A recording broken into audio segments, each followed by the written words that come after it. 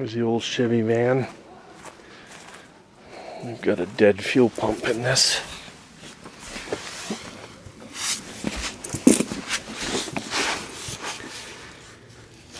So what I'm going to do,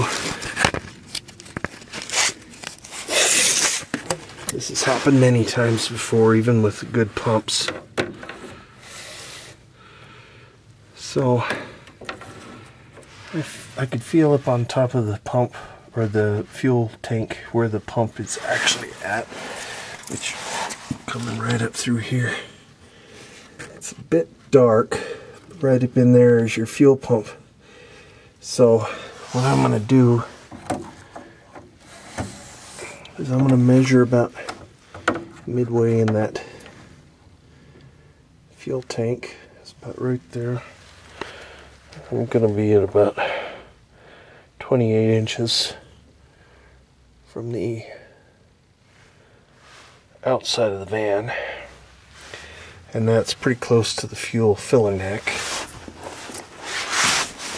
So that's 28, and then if I kind of split the difference between the fuel filler neck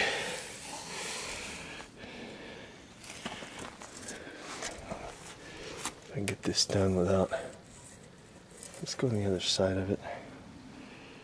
So about 30 inches.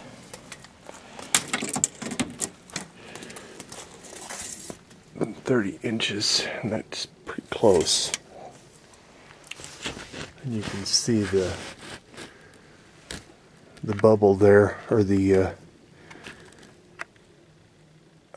portion that, well, if it focus. Anyway, there's that's where the filler neck is, right there. And so I'm going to use a hole saw to pilot through this, but right below this hole, just about that far, is one of the main fuel lines. So I've got to be careful and set my depth correctly on my drill. So this is what we're going to put in here. Is this? It's going to be a trap door, so we can get in there to that fuel pump. Since this happens occasionally,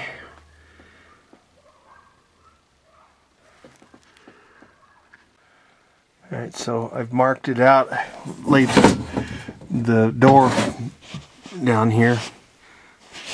I still got this carpet all in the way, but I think I can do this. So you can see where the fuel pump mounts right here, and it goes this way. And I do believe that if I take the bulk of the size of it right here, we should be good. That way I can lift it right out. And like I say, these are GM pumps, but they do go out. This van's used all the time. So this is why we're doing it. And rather than taking the tank off, we can just lift this up, put a new pump in there, and go back together with it. Alright, so here's how that's playing out. And like I say, it's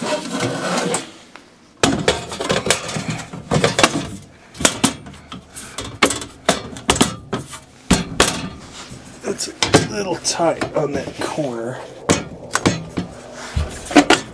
but